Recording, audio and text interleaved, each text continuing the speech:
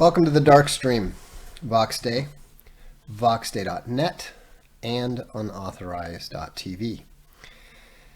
Thanks for tuning it in, all of you who are not on your way to Bertaria. Audio's good, video's good, unauthorized chat is rolling, DLive chat is rolling, and super chats are active. Speaking of super chats, I'm going to address today a question that was brought up by several people on Social Galactic a few days ago. Now that I've got the first draft of A Sea of Skulls done, I am starting to work on the Sociosexual Hierarchy book. And, that's probably going to lead to some more discussions of it on the Darkstream, on the blog, and so forth. If you want to follow anything that pops up on Gab, I've actually got a separate account devoted specifically to SSH called Sigma Game. So if you look up Sigma Game, you can find it. So the question came up from some guys who I believe more or less identify themselves as deltas. In response to something that I said with regards to the way in which that deltas don't handle strategy very well.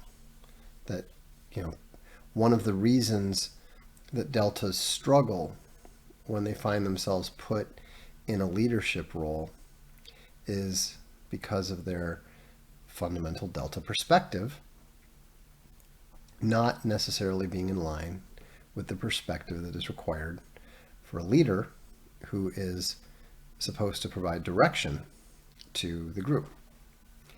Now, this shouldn't be taken as a general criticism of deltas in any way. I've said this many times, I'll say it again, it'll be made clear in the book. Deltas are not only the most numerous type of men, they're the most important type of men. Nothing gets done without deltas. We got a bunch of volunteers for ArcTunes recently, but one of the reasons why most of them didn't work out the way that the production team might have hoped is because, we don't have enough deltas. Deltas get stuff done. Deltas don't come in like the nerd brigade in Ukraine saying, yeah, I'll come to Ukraine and help and tell you what to do. Deltas don't tell anybody what to do. They do it themselves. And they do it competently. And they get the job done. That's why they're so valuable. Now, obviously, there's some downsides to being delta, especially when it comes to dealing with the opposite sex, but that's not relative here. It's not relevant here. What we're talking about is within a group, whether it's a corporation, an organization, a group of people that come together in order to accomplish certain collective goals. And here's the reason that strategy is so difficult for the delta. Because the average delta, by virtue of the way that he has to think in order to accomplish his objectives, the delta is necessarily focused on himself. He doesn't think a lot about other people in the context of what he is doing and what he's supposed to be doing. For those of you who are deltas, when you are given a task, how many of you spend any time thinking about what other people have to do, except in how it directly impacts your ability to do what you're supposed to do? I'm guessing not very much. You know, if you ask a Delta what he's concerned about, he's first concerned about doing his job correctly. He's concerned about doing the right thing, about being seen to have done the right thing. And, you know, that's not narcissistic, but it is self-centered. Again, we're not criticizing here. We're analyzing. We're looking at the way that people actually observably behave. You know, when I'm talking to a Delta about the task that he has to do, one of the things that's interesting is that he has no interest whatsoever in what I'm doing. He has no interest whatsoever in what other people on the team are doing. He's focused on holding up his end of the program, his end of the job, his end of the coffin, whatever you want to call it. You know, his focus is doing his job correctly. And then, you know, he usually wants respect for having done his job correctly. Now that's a good thing. That's a necessary thing. That's something that we could definitely use more people doing. You know, there's nothing more frustrating when you're a project leader than telling somebody to do something and then having them start asking questions about stuff that has nothing to do with them. Because you know, and we're usually talking about gammas here, you know that they're not going to do what they're supposed to do.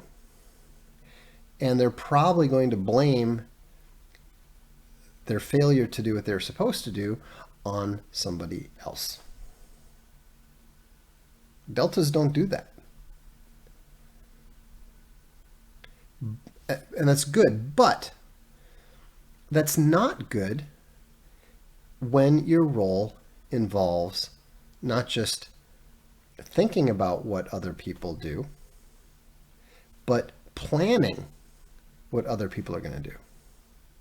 And this is where Deltas get themselves in trouble, because their, whether you want to call it inability or distaste or disinclination, whatever word triggers you least, because of their disinclination to think about other people performing their tasks,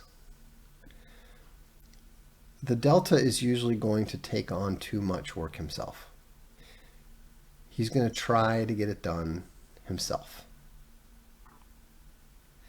And he's not going to want to spend any time thinking about what Delta 2, Delta 3, Delta 4, Gamma 1, Gamma 2, he doesn't want to spend any time thinking about that. He actually resists being forced to do so, and if promoted to that position, will come to resent it probably very quickly. That's why they talk about the Peter Principle. The Peter Principle is the idea that everybody gets promoted into failure. You take a really good programmer with no people skills, and instead of using him to program, you make him a programming manager. So now he's not doing any programming, and he is having to waste his time trying to tell other people what to do, which he doesn't want to do, doesn't care about doing, and cannot do well. That's just one example. And I think that this is also another example of why it's fundamentally a mistake to look at the hierarchy, to look at the patterns of behavior or the rank or whatever you want to call it, and envy those who are at the top. Speaking of people at the top, Sam Freeman points out Bill Belichick values deltas. Bill Belichick's mantra at practice is famous. They put it up in big, huge letters on the scoreboard. Do your job. Now, really, that's not a message for the deltas. That's a message for all the non-deltas, telling them, don't worry about what the guy next to you is supposed to do. You do your job. You leave it up to me, the alpha, to make sure that everybody else is doing what they're supposed to be doing, to do all the appropriate planning, and to hold other people accountable.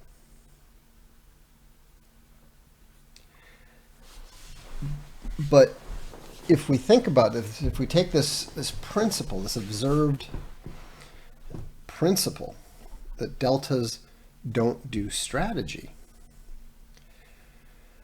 we begin to understand why they have a difficult time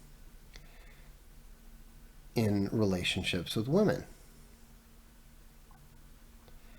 Because one thing that I've noticed with deltas in particular, when they have a problem in a relationship, what do? Can anyone tell me what a delta does when he runs into relationship problems? There's a very consistent pattern of behavior here that also correlates to what we were just talking about within the organization.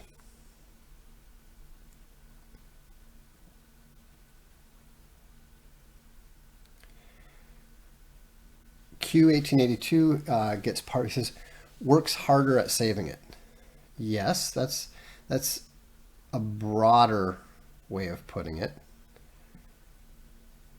No, asking for advice is not generally common. Servant says works. Tries to fix it himself. Exactly. The delta doesn't know how to hold anybody else accountable. Remember, he's focused on not only doing his job correctly, he's not only focused on bearing up his responsibilities, but he's also interested in order to be seen to do the right thing. You know, when you see a guy whose wife gets arrested for something that involves some kind of sexual impropriety, whether it's a school teacher having an affair with a 16-year-old student, or whether it's a woman who works at a bank, and it comes out that she and her vice president lover have embezzled money or something. Whenever you see a husband standing by his wife in these utterly absurd, obviously marriage-destroying situations, you can be pretty confident that if you were to look into the guy's life, you'd find out that he was a delta. You know, I mean, deltas practically define the concept of carrying the cross. And that's why I'm saying this is not a negative trait. We're simply describing what is. You know, sometimes this stuff is heroic, right? But, and you knew there was a but coming, that doesn't mean that it is always the optimal strategy. You know, for example, and this is where this subject came up. A guy was talking about how his wife's son had had an affair, and she'd left. They've got some kids. The husband, who's a good guy, probably a delta, talked her into coming back, even though she's like not necessarily willing to even try to save the marriage. Now, the problem is that he's doing it, of course, for the kids. He's willing to make any sacrifice for the kids. They're his world. Blah blah blah, frickin' blah. Right? And all this stuff, it's that the guy is saying, it's real, but it's also performance art. It's Delta performance art. Because the Delta not only has the desire to do the right thing, the Delta not only has his patterns of behavior upon which he automatically relies, but he also needs to be seen to be doing the right thing. He needs to be the good guy. This, by the way, on a side note, is really destructive when you have it in a lawyer.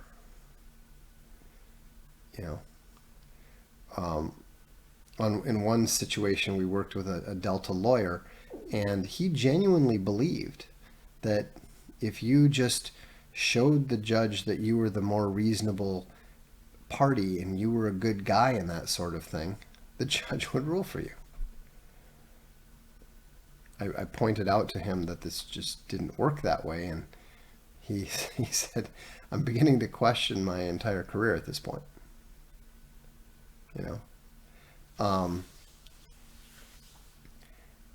And again, it's not that these instincts are bad. They're not. They're good instincts. It's good to be loyal. It's good to be responsible. It's good to attempt to do a proper, competent job. These are all good. But in some contexts and in some situations, it becomes suboptimal. The Delta begins to harm his own interests. How does it harm somebody's interest in the situation we're talking about with the unfaithful wife and the kids and that sort of thing? Because if he goes into the negotiation saying that he'll do anything, he's given up negotiating ground. And I can guarantee you that any woman who is, that shameless, any woman who's that willing to break up a marriage over, momentary attraction to somebody else, is going to take every inch of ground and use that as a starting point. See, what Deltas try to do is they try to preemptively cut the difference.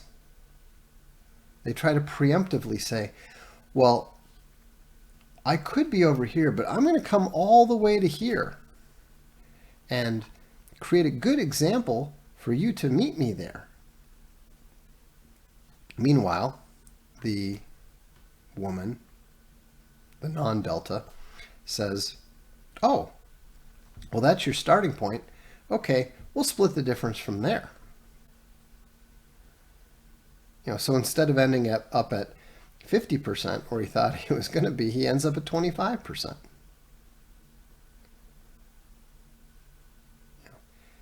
It doesn't work. It doesn't work in law.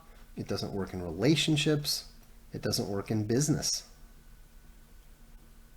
Maybe it works on occasions where you've got two deltas, like maybe in a business deal where you've got two deltas, maybe that works out.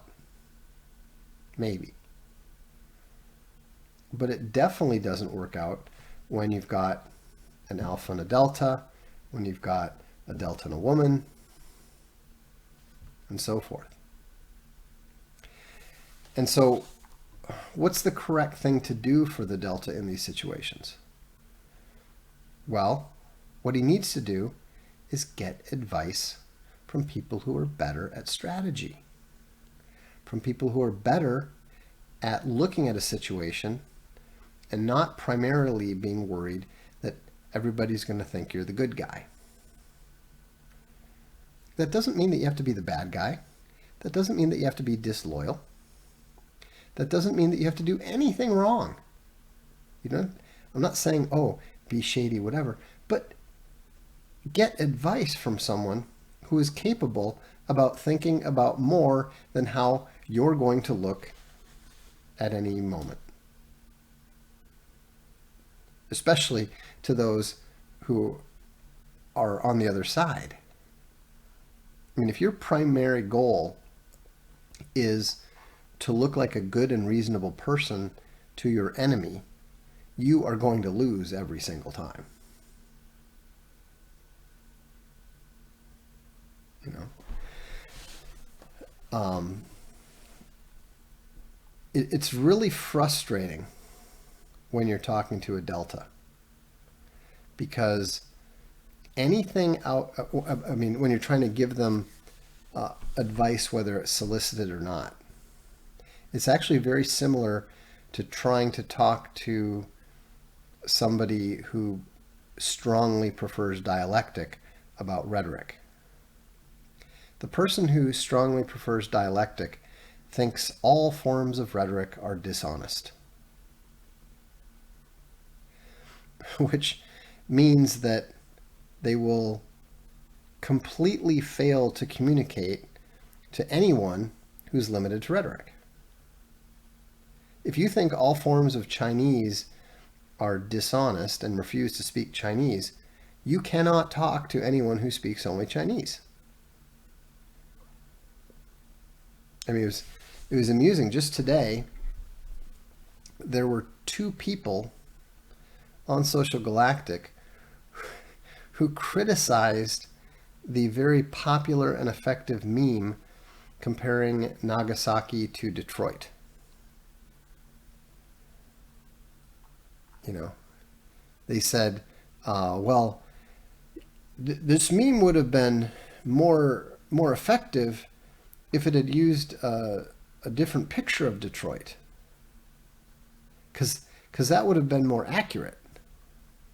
Right, because that's the most important thing about memes, accuracy.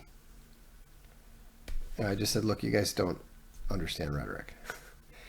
The question is not how accurate are the details of the meme, it's does the meme emotionally manipulate in a manner that points towards the truth or points away from the truth. In this case, it pointed toward the truth. You can use honest dialectic to create misleading rhetoric that points away from the truth. You can use what is dialectically false. You can use pure falsehood and emotionally manipulate toward the truth. In the same way, the Delta needs to understand that the same toolbox doesn't work in all situations for all people. The Delta toolbox is great. We need more Delta toolboxes. We need more people who know how to use the Delta toolboxes properly. But just as alpha behavior is necessary but is inappropriate in a lot of situations, the Delta toolbox is not applicable to everything. You know, when I was working, I was brought in to fix a game called Age of Conan. It's one of my many mistakes along the way. I was offered a position on the board of directors, which I should have just taken. I mean, all I had to do was say, yeah, that sounds great. But instead, I had to go into, now I'm not a Delta, but I did go into problem-solving mode. And I told them, look, you can find anybody to read the financial reports and tell you what's good and what's bad. I said, you actually need me more as a game designer than you do as a board member. They're like, oh, yeah, that's a good idea. So they hired me to come up with a design fix, which I did. The problem is that the guy who would have implemented it, who was a very smart guy, and was a wildly overworked guy, he was both the lead designer and the lead producer, and he actually quit the day that I started. Had nothing to do with me, but the problem is they and I've told this before, they promoted the guy who'd been the head of Anarchy Online, a game that was, just chugging along on his old user base. They promoted him to be the head guy for Age of Conan. Well, he's a producer. He was a Delta. What was his solution to everything? Well, not everything runs perfectly, so let's fix all the bugs. I mean, you don't make a game more appealing to play to people who are not playing it by fixing the bugs. And notice how similar his response to dealing with a game issue is similar to the Delta's response to dealing with a relationship issue. If I just work harder. No, you have to change what you're doing. You have to work differently, ideally smarter, but you absolutely have to work differently. More of the same isn't going to solve anything.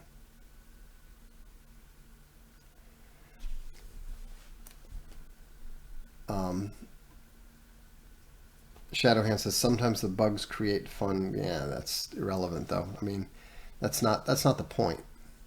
The point is that if the game isn't fun enough, if the game doesn't appeal enough to convince new players to try it, then you need to make the game more fun and come up with new features and new concepts that will appeal to the potential new players and bring them in. It's a fundamental category error to say, well, we just need to do exactly what we're doing before, only more perfectly. That'll never work. And so, Swedish Trash Panda says, bug fixing is great for good games with flaws. Of course. If you don't have a good game at the core, or I wouldn't say good game at the core, if you don't have an attractive game at the core, you're just cementing failure. Same thing in relationships. Improving on your little flaws is great for a strong relationship where the parties have some flaws. But if you don't have a strong relationship, then fixing your little flaws is just cementing failure. Cliff Cosmic asks, would it be appropriate to describe deltas as stubborn? Absolutely, 100%.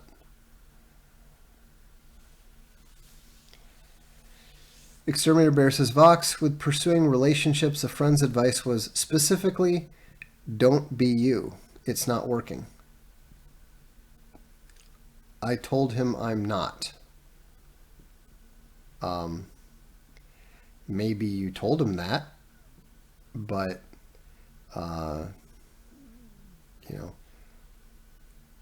what did you actually change?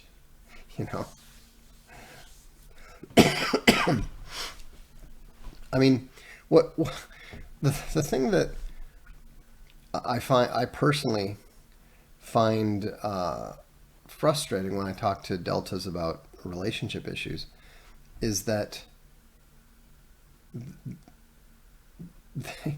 they first tell you, oh, things are going badly. And then you say, okay, well, maybe you need to change this and change this and change that. And then they will promptly explain to you why those things don't need to be changed because their behavior is optimal. Changing anything would only make it worse. And while that's theoretically possible,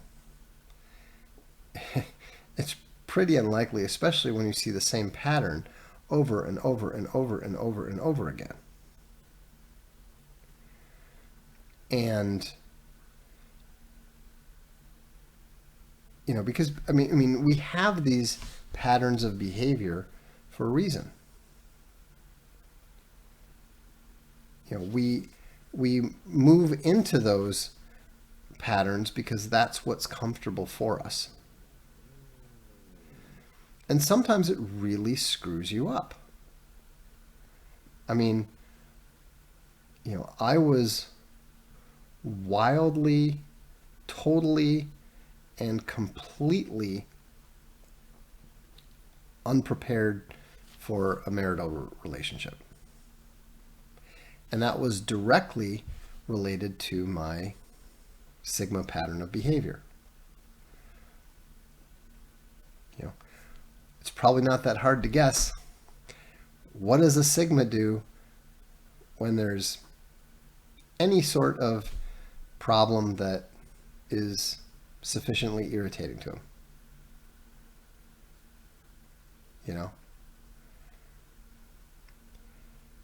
Sigmas just move on. Next.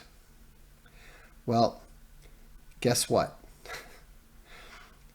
That is neither appropriate nor effective once you get married. It's literally impossible. I mean, you would completely. I mean, what are you going to do? Get a divorce every time somebody disagrees with you about something? So, I wouldn't say that I'm particularly good at it, but at least I'm not totally dysfunctional like my pattern of behavior would have been. I mean, I quickly recognized, okay, I need a new strategy here, because the way that I've behaved my entire life is no longer viable.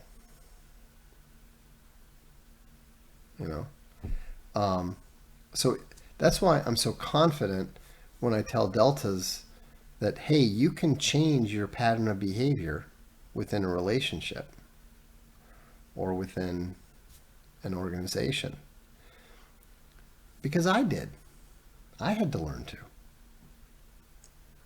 If your pattern of behavior is inappropriate, ineffective, or totally impossible, you have no choice but to try something else.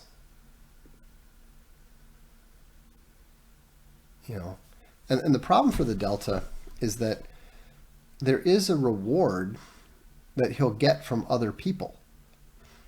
And there's a reward that he will give himself.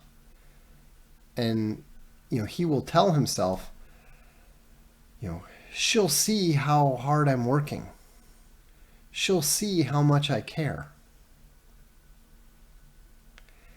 And that's when you say, have you ever met a woman? She probably won't see it. She definitely won't care. So that's not going to work. OG Fem says, I've noticed more men telling other guys to stop simping and changing their behavior. Well, we're not talking about simping here. That's a different issue. But in terms of the grasping the fact that they need to change their behavior, that's good.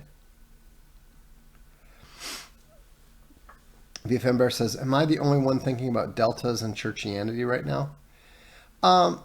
I think that deltas are, I think deltas can be susceptible to churchianity. But to be honest, I think that churchianity is so bad and has gotten so outrageous that one of the problems in the church is that the deltas have been driven out. The number of Christians who and legitimate real Christians who never set foot in a church is much higher than you'd believe, and is growing. It's always funny to me when atheists are celebrating the fact that the number of people in churches is down. It's like, yeah, that doesn't mean that people are abandoning Jesus Christ or abandoning Christianity. It just means that the churches are converged.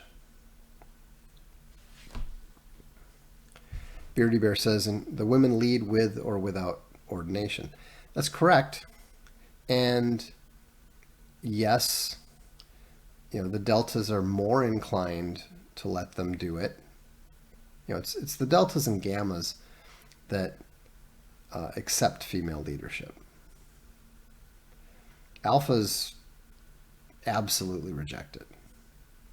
At least they reject following it. One of the problems with alphas is that they love having women around.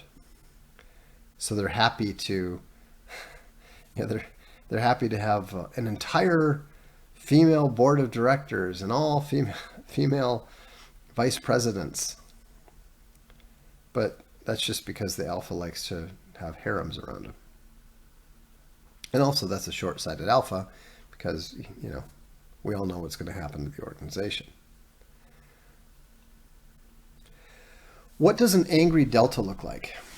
The things that really set deltas, the thing that really sets deltas off is a lack of respect. They don't necessarily just work harder. Sometimes they do. Sometimes they do the whole, you're treating me badly, I'll show you how valuable I am. That is one of the ways they do it. But not usually if they're not shown any respect. If you disrespect a delta, if you fail to give him what he really craves, he will go and work hard for somebody else. What question should a delta ask himself to correct course? Well, the number one question is the same question that everyone should ask. Are the consequences of my actions and decisions the consequences that are the consequences of my actions and decisions consistent with my objectives?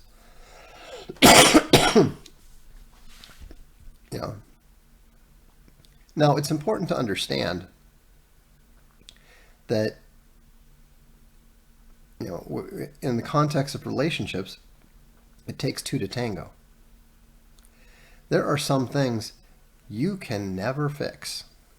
There are some things that it doesn't matter what you do. The issue will not be resolved because it's not your issue.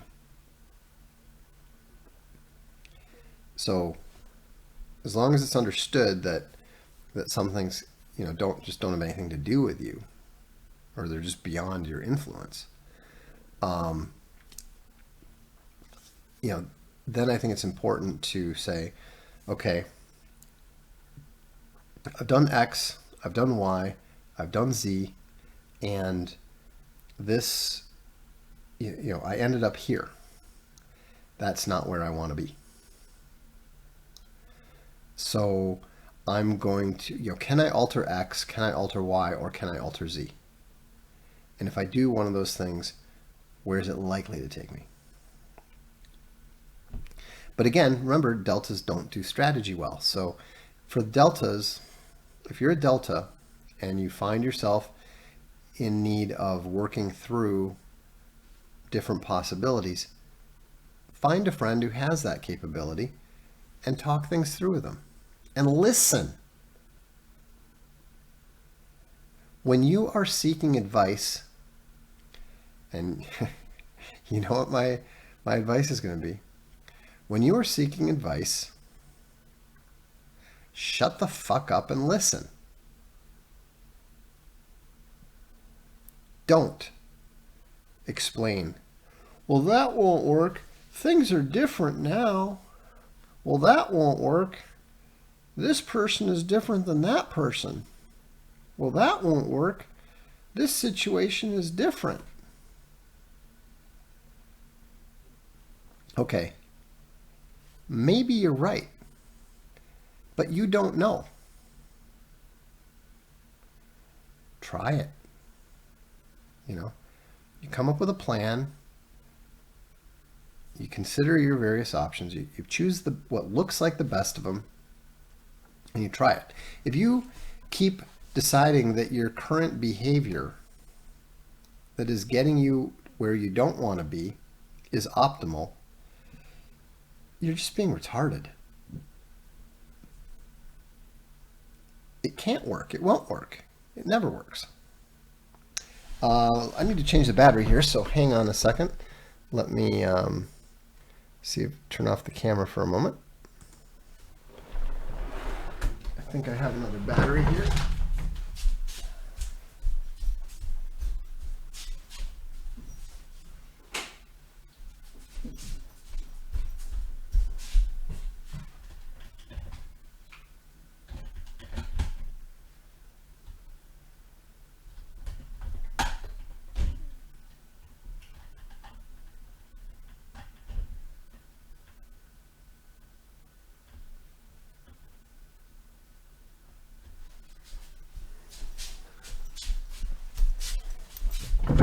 Okay, we may get an extreme close-up here, but we'll see.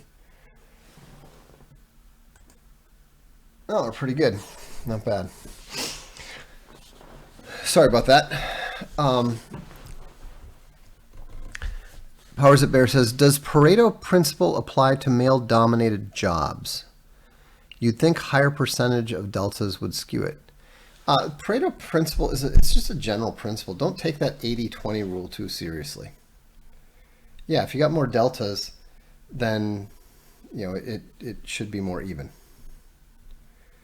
But that whole 80-20, it's just meant to be absolutely no quantitative analysis was involved in creating the 80-20 rule.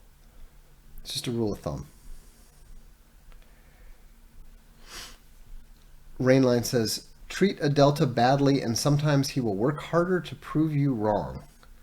I have absolutely done that before. Quelle surprise, the treatment didn't get better. No, it doesn't. It definitely doesn't. Do deltas lash out violently like omega shooters? No, as a general rule. Remember, deltas are always work-wise in demand, and they're always competent. So they always have other options. They might not fully recognize them. They may not want to take advantage of them, but they're there.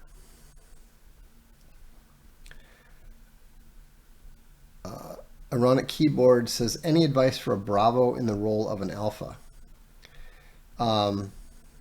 See if you can find an alpha. See if you can recruit an alpha to replace you.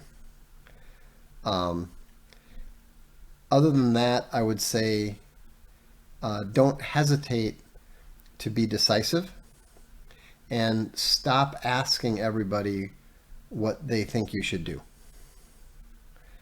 One thing I've noticed about Bravos is that they tend to like to do a lot of consulting.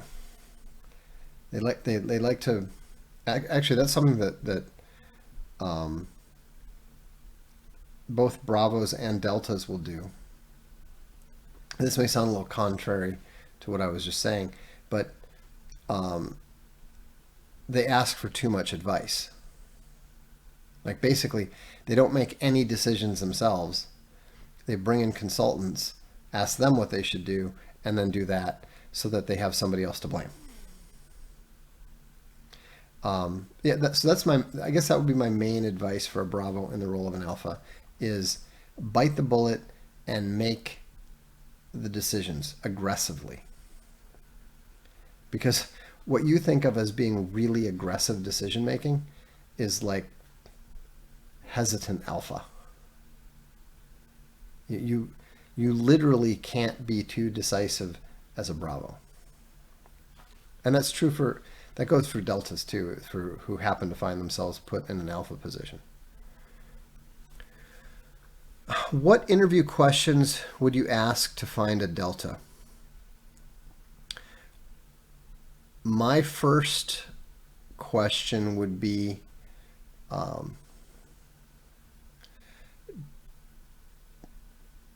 does it drive you crazy to not have enough time to complete a job, or do you enjoy being able to move on to the next project? I think that that is going to, um, you might get some false deltas that way, but we're not trying to weed out things. We're just trying to determine potential deltitude.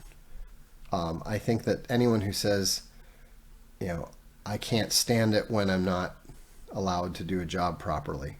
I mean, for crying out loud, you can probably tell a delta just by asking him to describe the last project that he completed. If he starts actually drawing out illustrations of the project, he's a delta.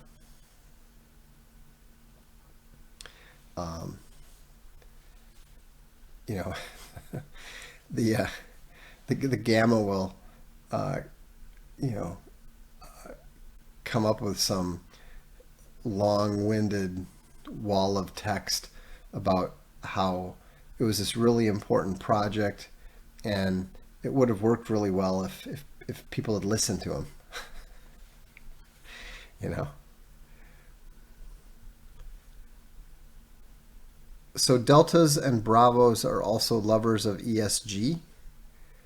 No, I don't think so.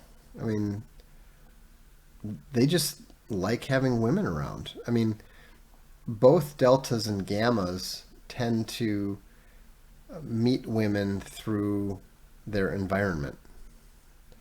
And so, their idea of being proactive about about meeting women is to try to encourage their environments to bring more women, surround them with more women. You know, I mean, there's not an alpha in the world who is, trying to invite his girlfriend to play on his football team. But every single male group of comic book readers and war game players and all that stuff, they, their favorite thing is to try to get a girl to show up. Just total nonsense. Um,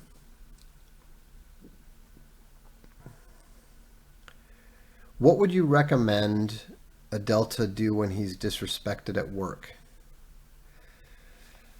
Uh, I would explain the situation to that individual's superior. Generally, alphas recognize the value of deltas. Hmm. I think my charger is not plugged in or something, so we're getting the battery thing. But we're already approaching the 1 hour mark. So anyway, I think let's call it for now.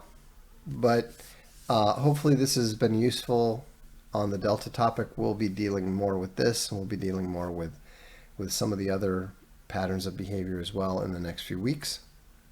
So bears, enjoy your festival, and thanks to all of you for a great August for the library, and We'll see you at the next Darkstream Unbox Day, and this is the Darkstream.